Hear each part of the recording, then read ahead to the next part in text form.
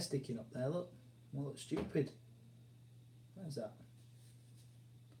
It's not going. This is going to be really amusing for you. Well, we're going to have to deal with that. Live.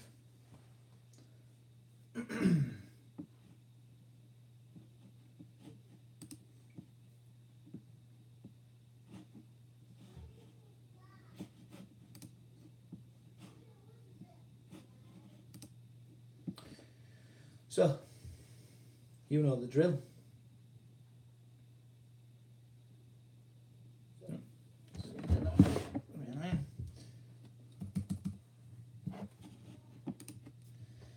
I'm here to help. I'm here to answer your questions. I'm here for about 30 minutes, 45 minutes before I'm going to watch the football.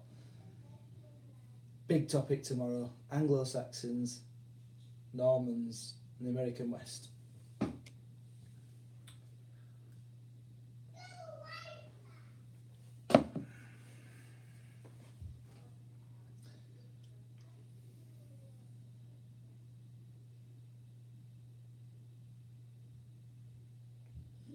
So if there's anything you want me to go over, you let me know. Ask me a question in the box and I'll crack on with it.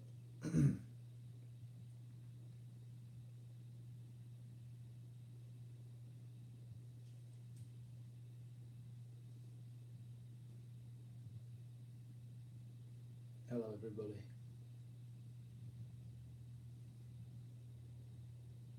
Might be a bit different this because my little boy's actually awake, so the door might open. And we might get a little visitor. Oh, we've got our first questions in. Perfectly.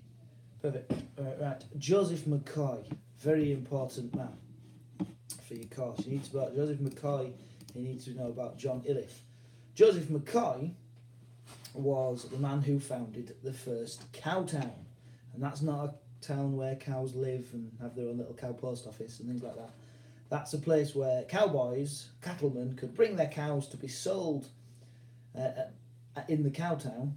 And the cow town, which was called Abilene, had good grazing areas, plenty of water supply for the cows, and it was on the railroad line, so that men from the north who wanted to buy the cows could come to Abilene to meet the cowboys, to collect the cows and to transport them again back up to the north. And the big thing about Abilene and Joseph McCoy is establishing the cow town made the whole process more efficient.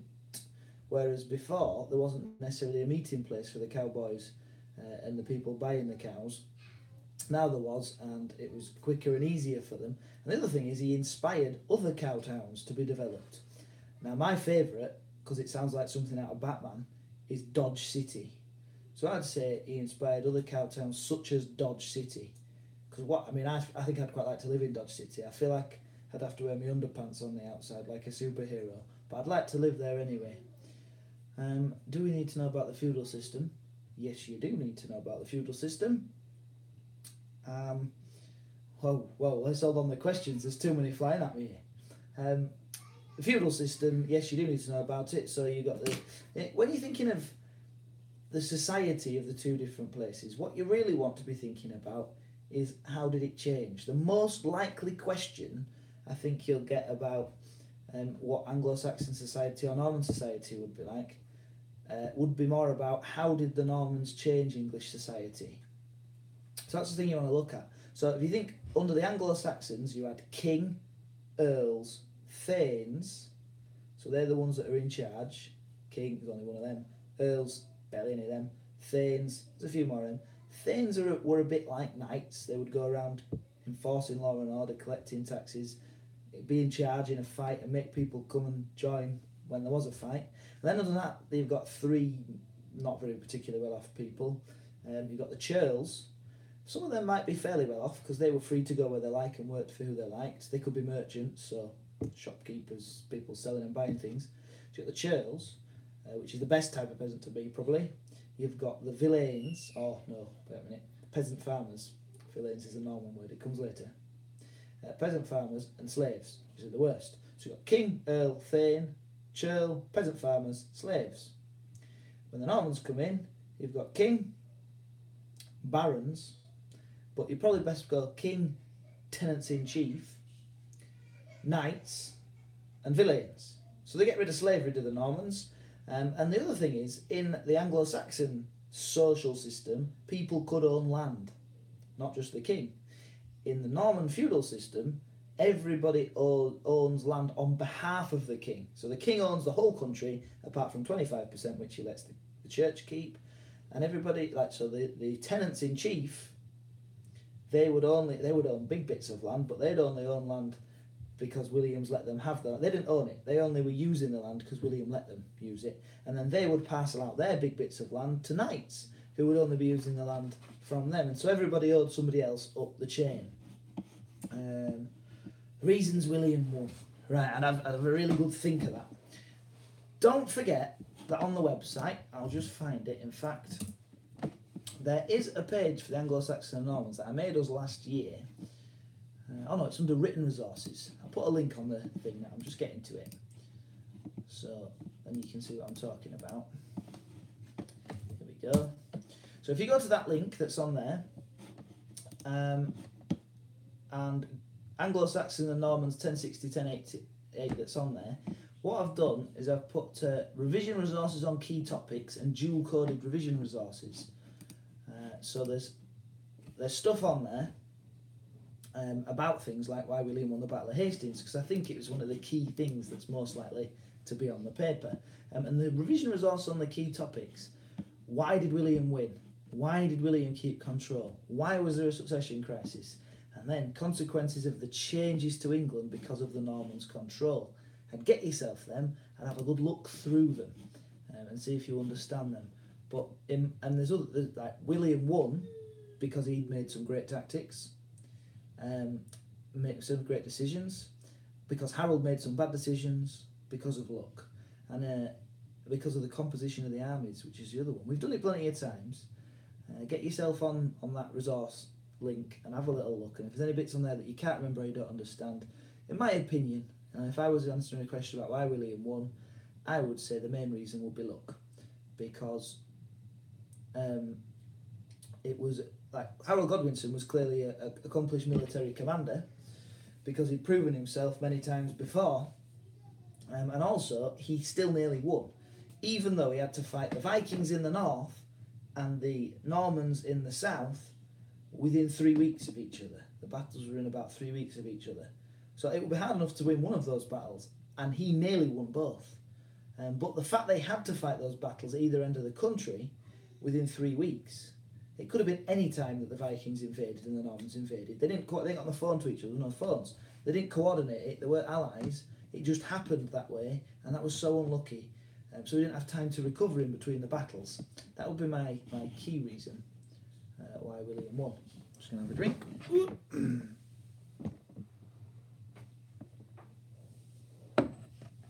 Right, who was Hereward the Wake and Waltheof? When the Normans took over England, one of the reasons, in my opinion, that William managed to keep control of England was because he didn't face significant opposition. Tonight I'm going to go watch England. And that's why I've nipped home quick to get a shower and sort out some here. As soon as I finish, I'm straight out the door. England are playing Costa Rica. If England win against Costa Rica, I won't be overly impressed. I won't be thinking, right, that's it, we're going to win the World Cup. If England were playing Brazil or Germany or somebody decent and we hammered them 3-0, then I'd think, flipping heck, we're actually quite good here. So it's obviously easier to keep control if your opposition you're facing is not that good. And Hereward the Wake, we never heard of until he rebelled. That tells you how important he must have been before. He was probably an English thane. We don't know. It's so long ago, there's very little written down from the time. But he was probably an English thane. He was annoyed about the Normans taking his lands. So he rebelled. And his rebellion is significant because he caused William a big headache. His rebellion lasted quite a few months because he was on an island, the Isle of Ely. Around the island was like boggy marshland rather than like proper lake. It was boggy marshland that you would get stuck in, couldn't send an army across there. And William managed to defeat Hereward the Wake. We're not quite sure exactly how. We know that it's one of two things. Well, first of all, one thing we do know is the Danish Vikings turned up to help Hereward, which is another reason why it was a big threat to William. And what did he always do when the Vikings joined in with the rebellion? Paid them to go away. So he paid the Vikings to go away first, then he gets his men, surrounds the Isle of Ely, and either by bribing some local monks to show him a safe path through the marsh, or by building a bridge, William managed to get across to the Isle of Ely and defeat Hereward the Wake. And all of his men were horribly mutilated, or the ones that William captured. I think they had their hand chopped off or something, but I can't remember. I think some of them had their eyes poked out as well. But whatever it was, you don't know the specifics, they were horribly mutilated as a punishment. And it shows how ruthless William was, which might explain why he kept control, and that's why Hereward is significant. Waltheof, he was the son of the Earl of Northumbria, so one of the key earls. He was the son of one of the key earls under Edward, but he was a bit young in 1066, so he not really got involved. Obviously, after 1066, he got older, because that's what we do. And William made him Earl of Northumbria. He did join in with a couple of rebellions, like half-heartedly before, but mostly William trusted him, made him Earl of Northumbria. His significance is in the Revolt of the Earls, the only rebellion that was by people who weren't Anglo-Saxons, were English, in 1075, a bit later on in William's reign, they got Waltheof involved. And Waltheof went and told what's he called? I've forgotten my head now. What's the Archbishop called? Lanfranc, that's the one. Went and told Archbishop Lanfranc about the plan. And the surprising thing about that is Waltheof was the one who got his head chopped off. Because he told, perhaps because William had got fed up with English rebels, he didn't need English people anymore by that point. I've had enough of it, he's a threat, job done. Another example of how ruthless William was at dealing with opposition, and how pathetic the opposition really was when it came down to it. Why was there a tense relationship between Tostig and the Northumbrians? Tostig was a southerner and the Northumbrians were northern. That is one of the things, because northerners are known for not being particularly taking kindly to southerners, especially southerners who come telling them what to do. And that's what Tostig did. Not. You can come. You want to come say hello, Charlie? Yeah. Come on then.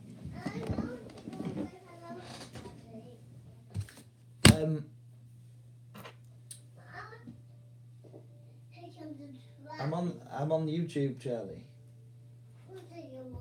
Come and see. Come and have a look. I'm on here.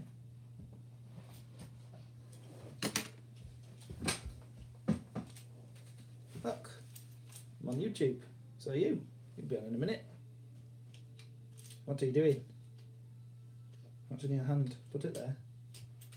Oh yeah, no, what's it? Train. The train. Yeah. Okay, can you go back to Mummy now? Yeah. Say bye-bye. Bye-bye. Say good luck in your exams. Good luck in your poo-poo. Get away. Right. What was I saying? So Tostig turned up and he wanted to change the lawlessness of the north. Why? He just did, Charlie, because it was a bit lawless. Why? Well, the Northumbrians had always been a bit lawless. They'd settled things with blood feuds, things that you know from the Crime and Punishment module. You going now? Yeah. See you then. So they eventually rebelled because they didn't want to be ruled by a southerner, and certainly not a southerner who was coming there to try and enforce law and order upon them. And also, Tostig spent a lot of time in London rather than in Northumbria ruling them as he should have been, because he preferred to be in London with around Edward the King. So there we go. How do you answer a narrative question? Right, narrative. If you ever read a book, what tends to happen is the start happens at the start and the end happens at the end, and everything follows on from the start to the end. That's how a narrative should go. If you're asked an explain why question, you don't have to write in chronological order. But a narrative, that's what it's all about, writing things in time order of what happened, then what happened, and then what happened after that. So yeah, the phrase that I'll give you a phrase you can use. Jot this down. And following on from this, and this led to, and therefore. These are the things that you should be using. And this led to, and following on from this, and therefore. That's when you know you're doing a narrative, right? Because it's one thing led to another, led to another, led to another. That's what it means by narrative. Okay, why was there a succession crisis when William died? When Edward died, the main reason, in my opinion, why there was a succession crisis is because Edward didn't have a close blood relative who was in a position to be able to be the next king. If there had been, custom tells you, usually, if a king dies, the person who takes over is likely to be his son or his closest relative. And that was shown before Edward, with the Viking kings of England, like King Canute. He gave the throne to his son, and then his other son. Well, his other son inherited, so it was a son, then a brother, so close blood relatives. And after Edward, William gave it to his sons.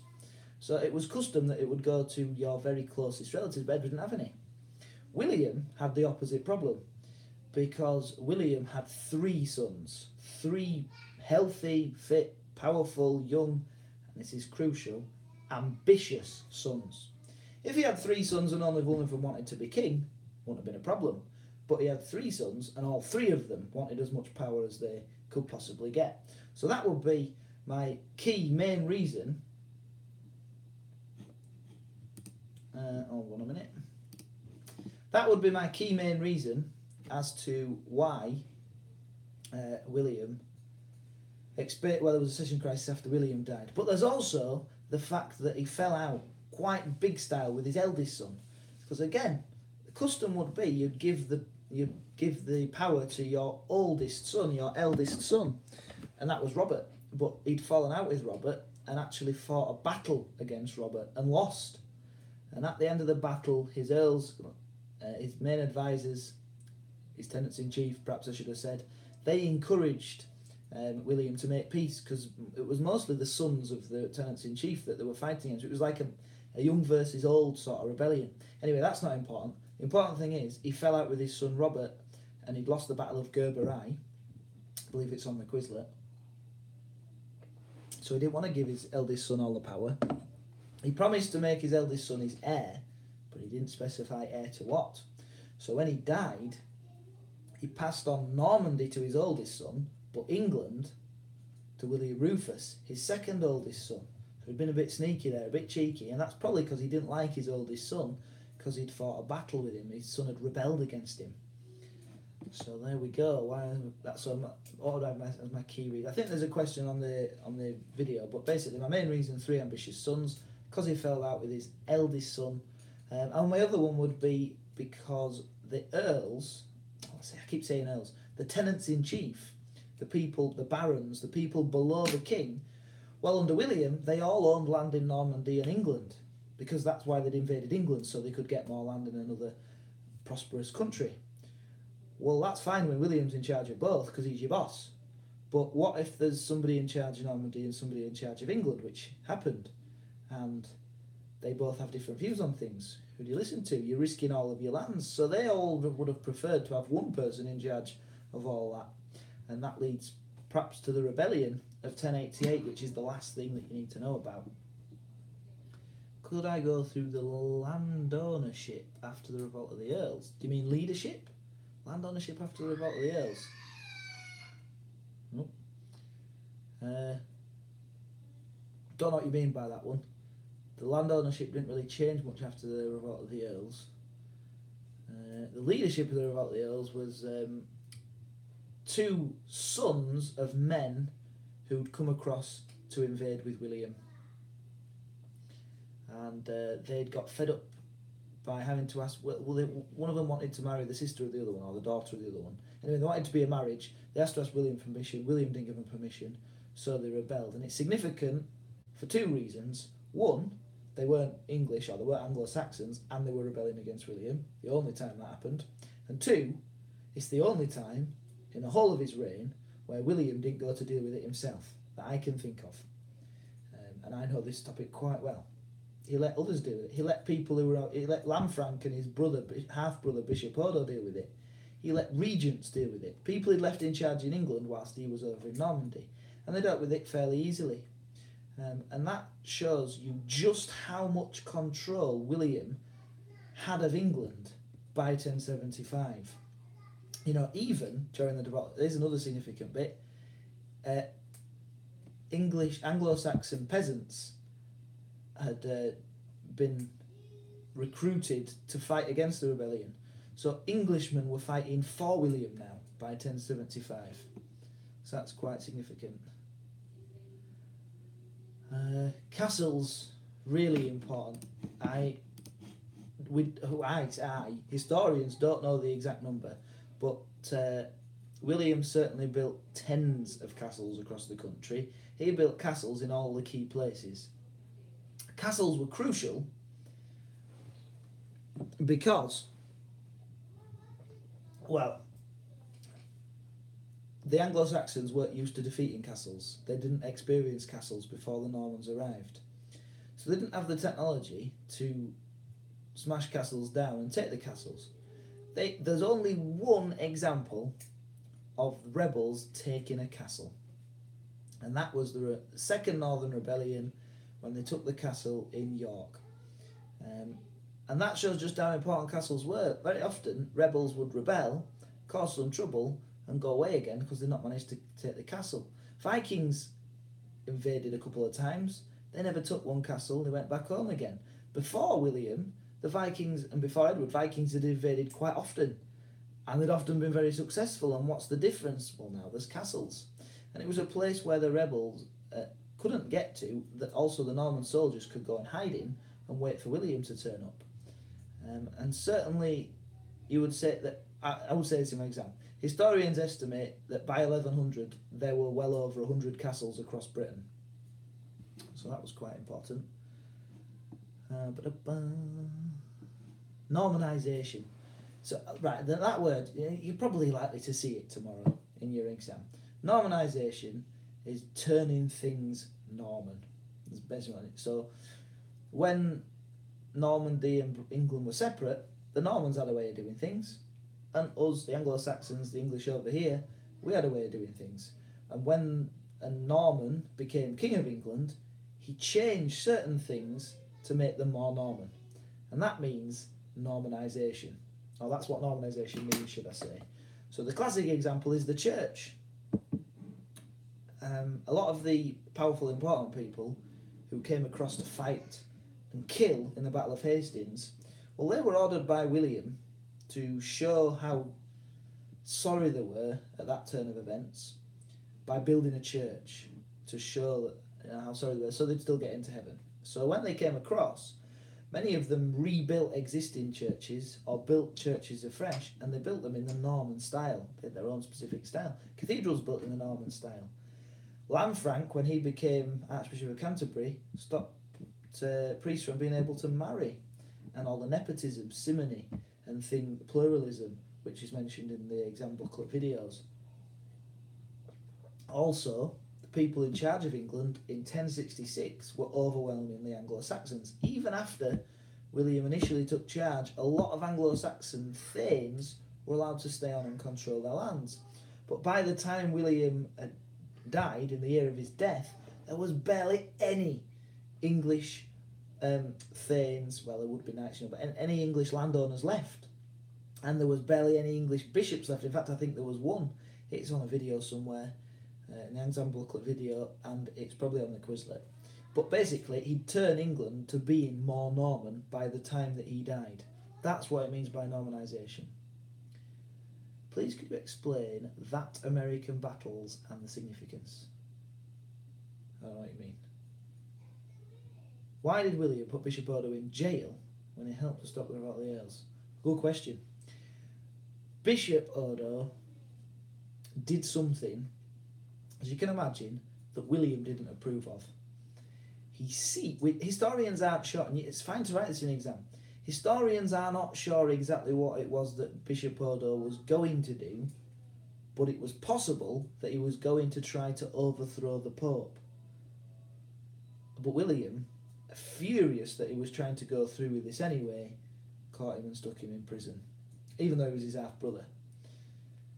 Please, could you go through all the wars we need to know for the American West part? I can try. I'll try off the top of my head, and then I'll check if I've missed anything.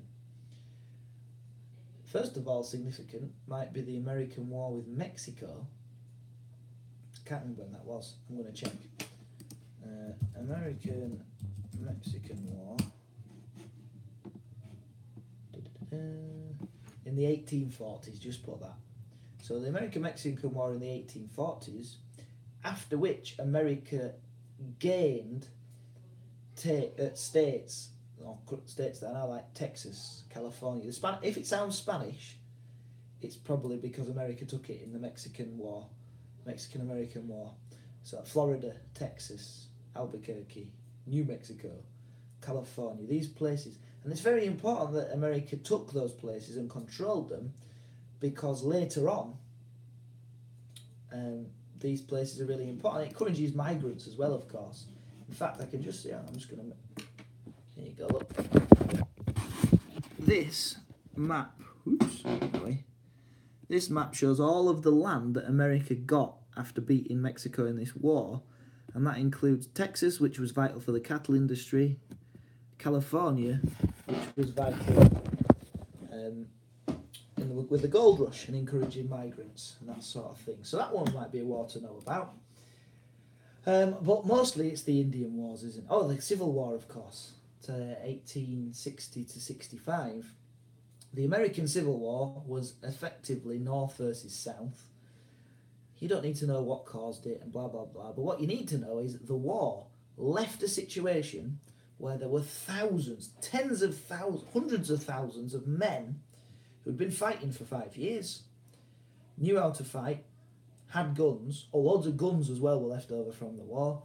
They were probably traumatised, many of them, but there were certainly many of them hardened, violent men without many prospects, especially Southerners, because they'd lost the war in the South. So they had nowhere to go, nothing to turn to, many lost their friends, but what they could do is they could fight, and they were still young, fit men usually. And many of them, because they didn't have much to stay in the southeast for, went west, migrated. And this leads to a lot of lawlessness, but it also leads to a lot of migration. It's another reason people migrated. But it leads to a lot of lawlessness out in the west. It's another reason for all that lawlessness. And of course, there's the Mexican Wars. Let me just see, there's loads of things coming through.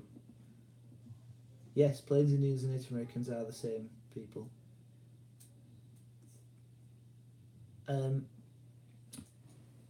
Dates, you won't lose marks for not mentioning dates. The problem is,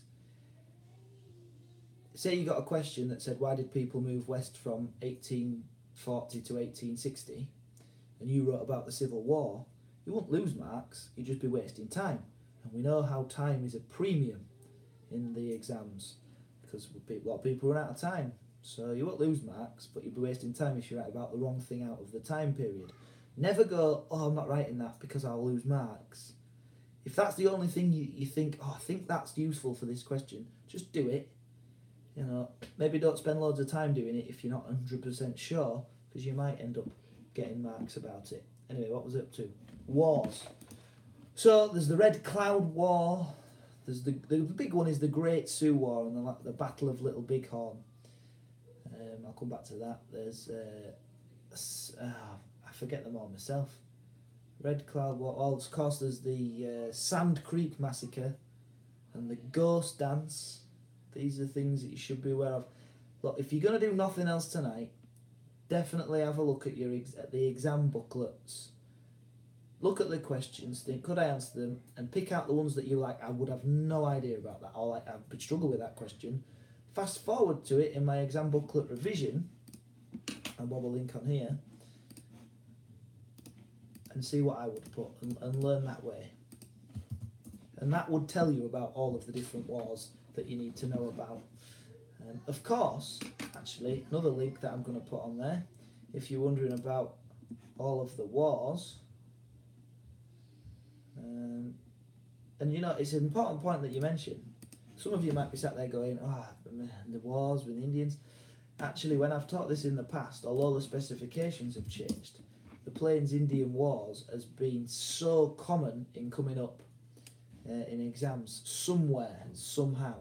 And you know, in all of the questions you get tomorrow, I would be astonished if something to do with fighting with the Indians or the destruction of the Indian way of life doesn't come up.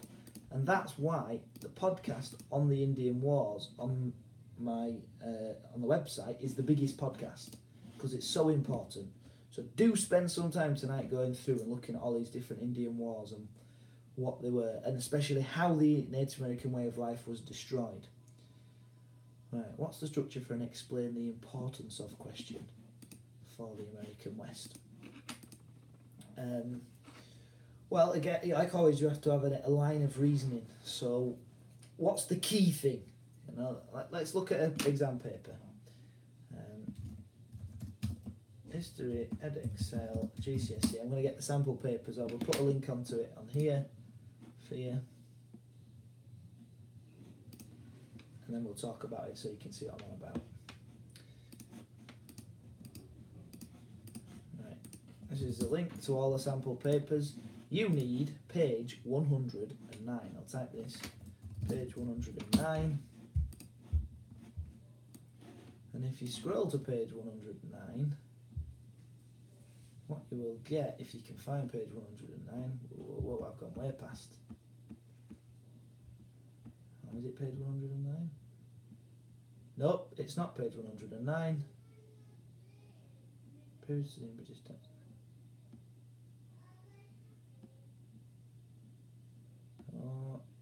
Oh yes, it is. No, it's not. It's page 105.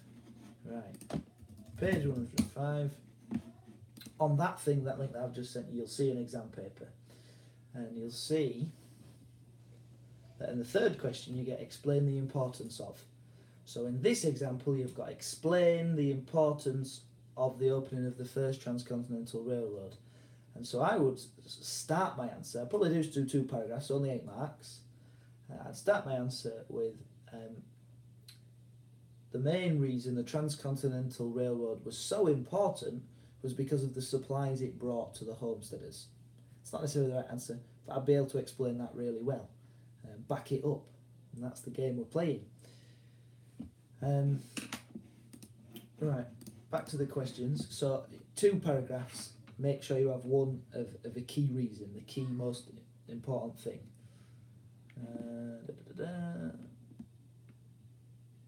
What were the main changes in England post-Edward? Thanks. The church changed massively, I've already talked about that. The land ownership changed massively. I would say the feudal system wasn't a massive... So the social structure didn't change massively, really. You still had kings and then more powerful people that were tenants-in-chief under... It was like earls by a different name, really. Although the earls were a lot more powerful under Edward than they were under William. And then knights are very similar to thanes, so the social structure kind of stayed similar with some changes. The biggest change being that William owned all the land except for a little 25% that he gave to the church. So yeah, land ownership, the church, and the social structure will be 3 things I'd talk about. But again, look at those key revision notes that I made that I put a link to earlier when you're looking at that. Is there like to be a question about the movement of the Mormons? Yeah, why not? And if there's not, there's going to be a question about migration somewhere, I would have thought. And there's no reason you can't do a paragraph on why the Mormons moved. Probably. Depends what the question is, but probably. The Mormons moved to escape persecution. That's the one thing you want to jot down. The Mormons moved to escape persecution. They went to somewhere where nobody else would really want to live because it's the Salt Lake, so it's hard to grow things there. And created a really successful civilization, settlement, not civilization, a really successful settlement. Right, we go.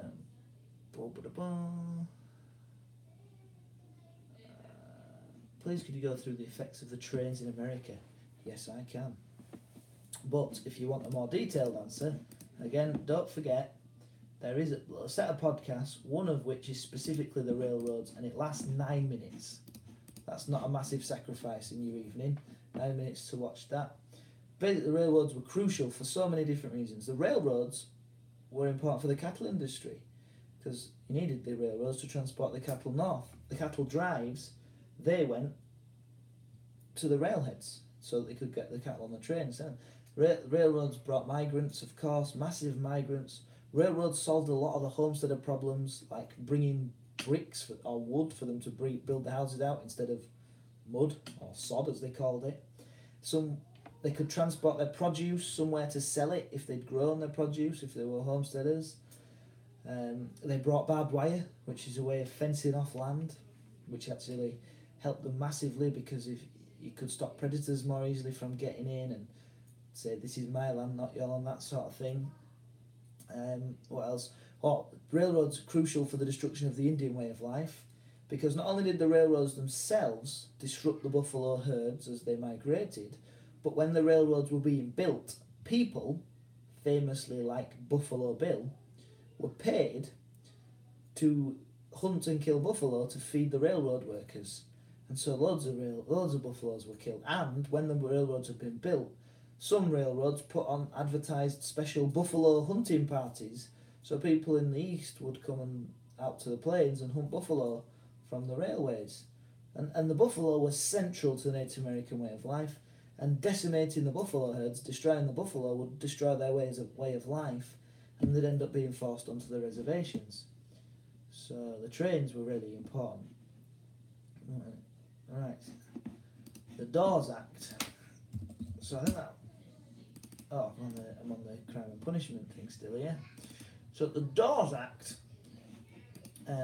helped to destroy the Native American way of life.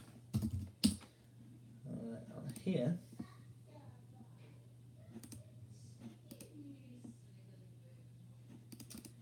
Right, bit on here. So the Dawes Act, basically, before this, the Indians had been forced onto reservations. They'd sign treaties and say, right, this huge bit of land, that's yours, you stay on there. And that was that. And so in those zones, there was still the tribal structures with the medicine men and the chiefs and councils so that things could be decided together and that sort of thing. The Dawes Act said that individual Native Americans would be allowed to buy strips of land in the reservation. And if they own the land themselves outright, they no longer have to speak to the councils in the tribes or the chief or the medicine man. They could just do what they want because it was their land. So by making it so that individual Native Americans could buy their own individual land, it destroyed the tribal structure, or helped to break it down anyway, which made it easier to control the Native Americans. But also there was a lot of corruption as well, because any land that hadn't been bought by the Native Americans, or hadn't been claimed by the Native Americans, they could sell to white settlers who of course knew more about farming and would recognise the better land, whereas Native Americans were used to buffalo hunting and not farming. So it also meant that happened, and reservation land went to white people who could pay. The importance of the winter of 1886-87 is definitely in my exam booklet, but very quickly, by that point, cattle industry was ranches, huge open ranches with masses of cattle roaming around, and if there was a terrible winter with frost and snows, you can't put all those cows in a barn because there's too many, and they're out in the middle of nowhere. They didn't have barns anyway. Why would they need them? They weren't going to use them. So lots of the cows that were out there died of exposure to the harsh elements, and cattlemen lost masses of their herds, and it put many of them out of business. And afterwards there was a change, so that the cattlemen stopped thinking about quantity of cows and switched to thinking of quality of cows. And many of them still had big herds, but just not as ridiculously big. And they kept them in smaller ranches than the colossal ranches, built shelter that they could actually go in if there was terrible weather, and also took control of the herd a lot more, so that they could selectively breed the cattle to produce more meat, better quality meat. So it changed the cattle industry by sending many cattlemen bust, and then afterwards changing the cattle industry itself so it was more focused on smaller ranches and better quality meat rather than quantity of herds. Abilene, we talked about earlier in the podcast, it didn't trigger the growth of the cattle industry. The end of the Civil War triggered the growth of the cattle industry, because there was all these men returning to Texas with nothing to do, and there were lots of cows there that had bred whilst they'd been away fighting. And lots of people in the north wanted to pay like a fair whack of money to eat steak. But Abilene helped to develop the cattle industry and make it more efficient. If you're writing about Abilene, it made the cattle industry more efficient, because men from the north came from the south to buy the cows at the cow towns where the cowboys went to go and meet them. So there you go. Right, well, you've got about 5 minutes before I'm going to the football. So if there's anything else you want to ask, back in a sec. Strike it in the question thing.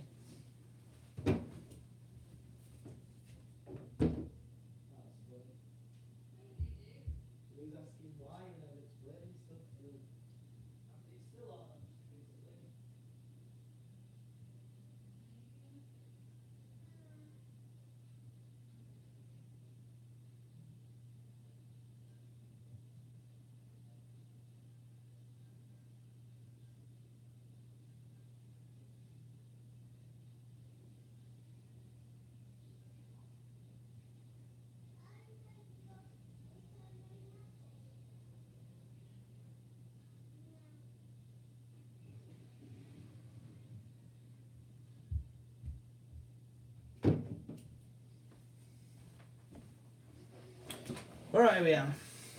Will it be Anglo-Saxon questions first and then American West? No, I think it's the other way around on the paper, but a bit like the crime and punishment paper, we're going to ask you to do the Anglo-Saxon and Norman paper first, because it's got a 20-mark question on it, and it would just be destructive to not answer that question. Actually, the weighting of the marks is even. Every single question on the American West is 8 marks. In Anglo-Saxon, you got a 4, a 12, and a 16, 20 marker really. So the time you spend should be 50 minutes on each. But we'd rather you run out of time on the American West bit and not do much on an 8-mark question than run out of time on the Anglo-Saxon paper where you've got 20 marks. And I think, like I said, I think the exam board is sneaky and puts that big question at the end. So we're not going to pander to that. We're going to start with the Anglo-Saxon paper.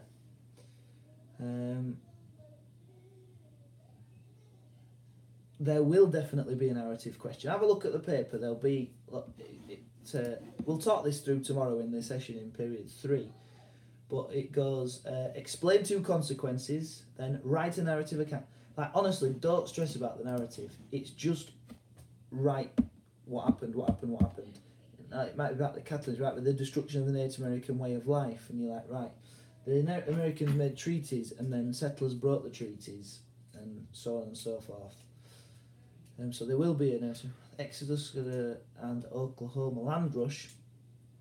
The Oklahoma land rush was where the American government decided that the tribes in Oklahoma were no longer having their land, so they opened up Oklahoma for settlers.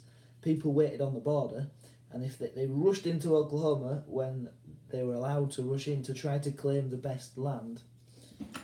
The OK Corral, that was an example of that blurred line of law enforcer and criminal in the West, because you've got Wyatt Earp, who's there. Basically, you need to get the more detailed explanation. Make sure you have a look at the exam booklets. But Wyatt Earp had a shootout with some cattlemen who had entered the town of Tombstone, and other men as well. It was a big shootout. And afterwards, Wyatt Earp, this is the key bit, he was supposed to be on the side of law enforcement, but he went hunting down and killing anybody who'd been involved in killing and wounding his brothers when he was supposed to be acting as a lawman. The Exodus movement was such a niche thing. I don't think you're going to need to... I don't know, I don't want to say, but basically African Americans were convinced that Kansas was like the promised land, and so many of them went there in massive numbers, like thousands of them, especially because a rumour went round that the government was going to give them free land and money, and that rumour got spread and people just left and went to Kansas.